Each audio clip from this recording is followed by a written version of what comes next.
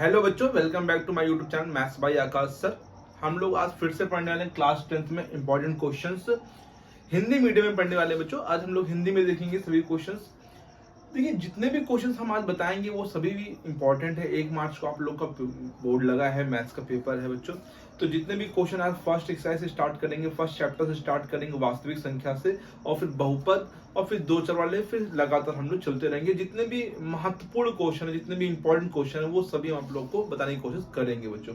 और आप लोग ट्राई करिए कि उसी टाइप के क्वेश्चन लगाने की भी ट्राई करिए। जिस टाइप से हम क्वेश्चन बताएंगे उसी टाइप के हम आपको होमवर्क दे देंगे, तो उस टाइप में आप लोग क्वेश्चन घर पे लगाइए, तो आप लोग को अच्छे से वो क्वेश्चन तैयार हो जाएंगे।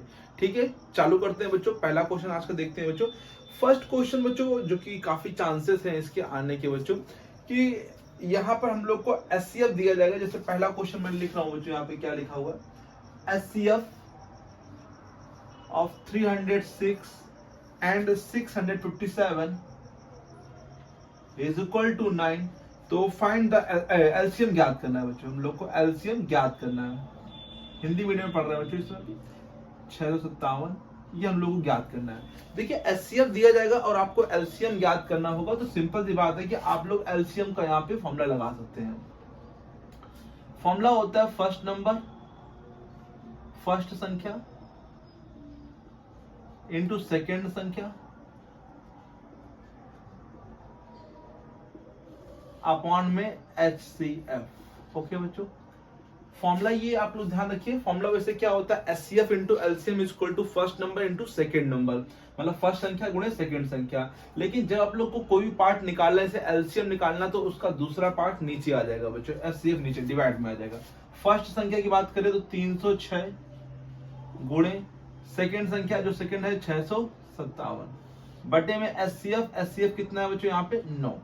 कट कर लेंगे यहाँ से, 9 त्रिक 27, 3 बचेगा, यहाँ लगाएंगे 9 चौको 36। ठीक है, 34 गुणे 657। यहाँ पे आप लोगों को गुणा करना है और बताना है कमेंट में लिख के कि इसका आंसर क्या आएगा बच्चों। राइट है बच्चों, ये क्वेश्चन हो गया बच्चों, ये नोट कर लीजिए। इसी टाइप में आप लोग एक क्वेश्चन जरूर ट्राई करिए। जैसे मैं आपको दे रहा हूँ क्वेश्चन एक यहाँ पे, जैसे मान लीजिए एचसीएफ, एक क्वेश्चन मैं आपको दे रहा हूँ लिख के, एचसीएफ ऑफ मान लीजिए 96 एंड 404, 96 एंड 404 का एचसीएफ दे दिया हमने 4, और एलसीएम आप लोग को फाइंड करना है। और जो भी इसका आंसर होगा वो आप लोगों को कमेंट बॉक्स में लिख के बताना है कि इसका आंसर क्या होगा बच्चों।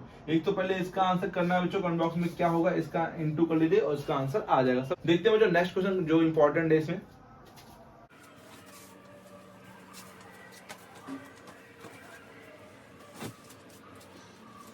नेक्स्ट क्वेश्चन जो कि पक्का आने वाला है, ये श्योर है कि लिख लीजिए बच्चों, ये कंफर्म क्वेश्चन आएगा। सिद्ध कीजिए कि अंडर रूट 2 है या 3 है या 5 है। मैं एक क्वेश्चन करके दिखा रहा हूं, सिद्ध कीजिए √2 एक अपरिमेय संख्या है।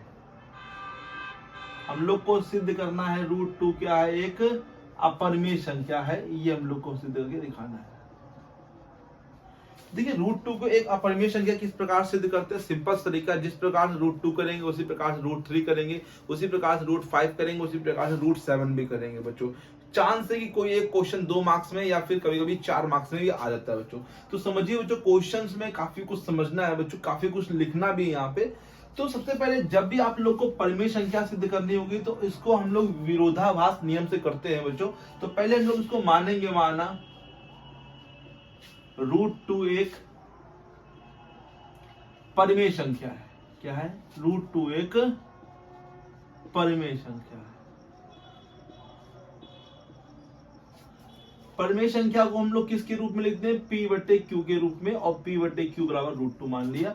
बट P और Q क्या है बच्चों, P और Q सहअभाज्य है।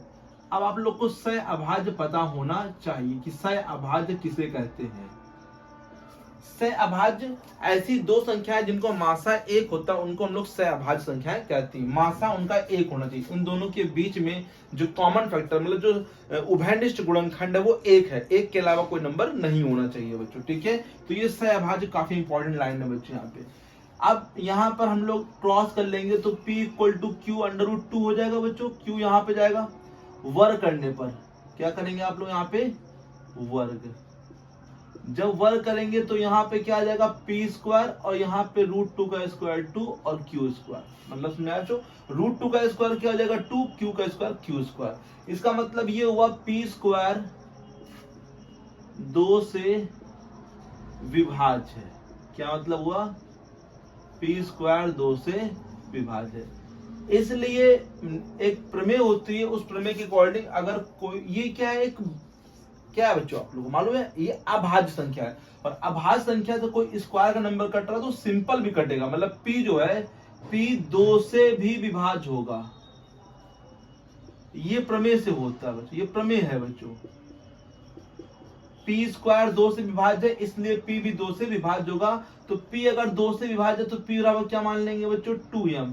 m यहाँ कोई पूर्णांक है, m क्या है? एनी पूर्णांक, कोई क्या है बच्चों? पूर्णांक है, ठीक है। पुनः वर्ग करने पर,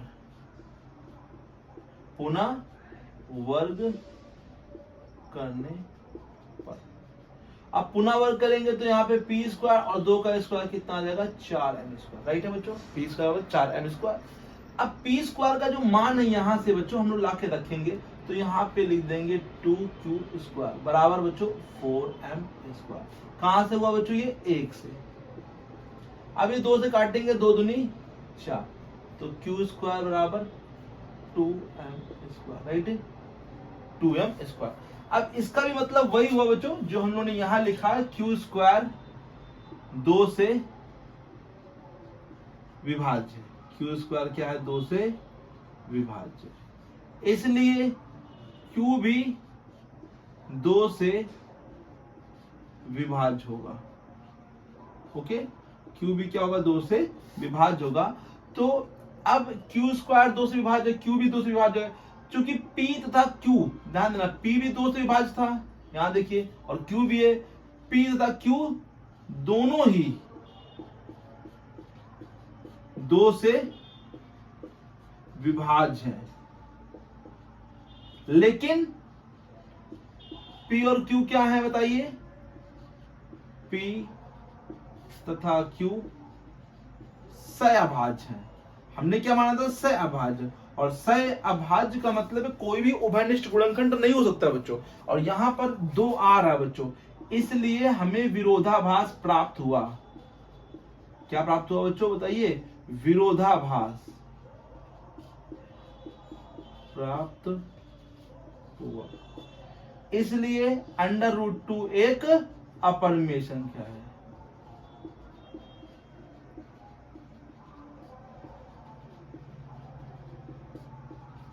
ठीक है बच्चों, √2 क्या है? एक अपरिमेय संख्या है। तो इसी प्रकार से आप देखिए, समझ में हो सकता है आप लोगों को कम आया हो, लेकिन कोई दिक्कत वाली बात नहीं है। आप √3 लगाइए, इसी प्रकार से देख देख के लगाइए एक बार। माना √3 एक परिमेय संख्या है, और थोड़ा समझते भी रहिए, समझने का प्रयास कीजिए कि क्या है क्वेश्चन में है। यहाँ पे मेन क्वेश्चन में ये था कि p और q मैंने माना तो क्या है? परिमेय संख्या है, बट वो परिमेय संख्या वाली जो नियम होते हैं, जो नियम कहता है परिमेय संख्या का, वो नियम यहाँ फॉलो नहीं कर रहा। तो परिमेय अगर नहीं हो तो क्या कहलाएगा? वो अपरिमेय कहलाएगा बच्चों।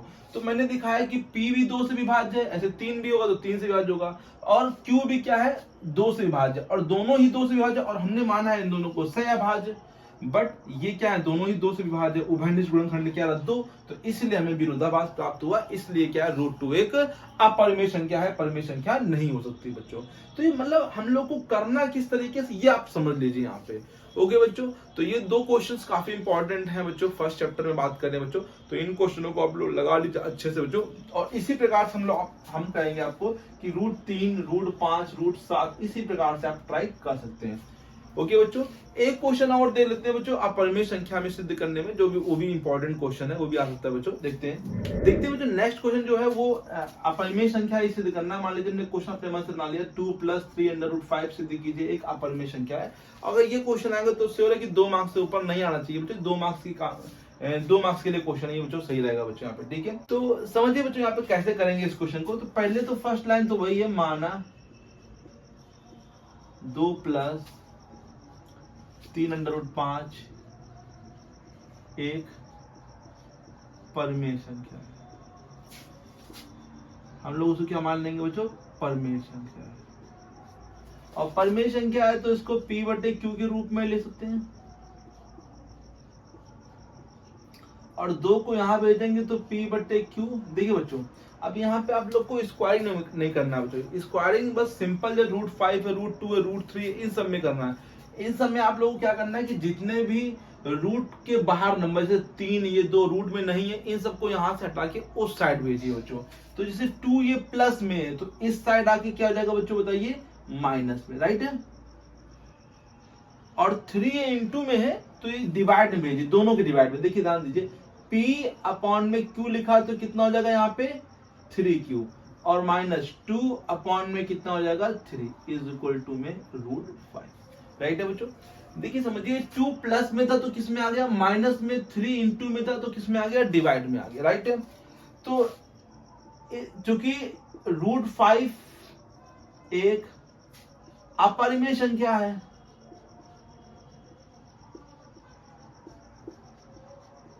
√5 क्या बच्चों, एक अपरिमेय संख्या है। हमने मालूम है कि √5 क्या है, एक अपरिमेय संख्या है। लेकिन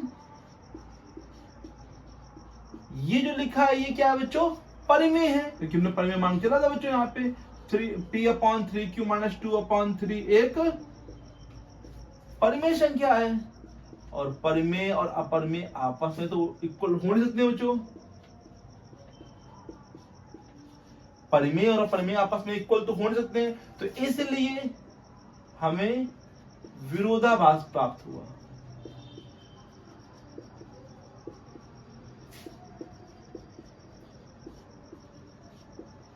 और इसलिए 2 + 3√5 एक अपरिमेय संख्या है।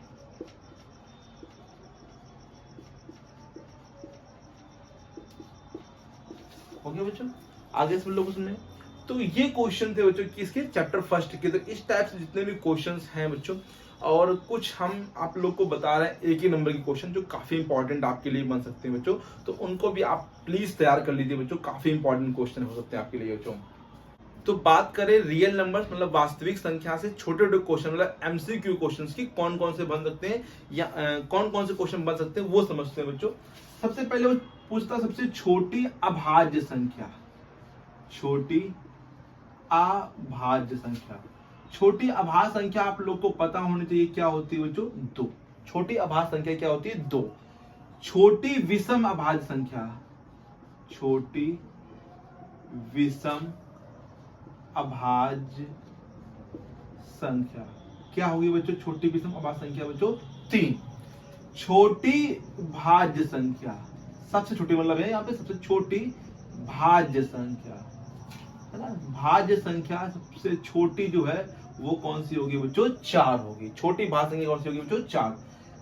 छोटी विषम भाज्य संख्या, ये काफी इंपॉर्टेंट क्वेश्चन है। छोटी, सबसे छोटी विषम भाज्य संख्या जो होगी बच्चों वो 9 होगी बच्चों।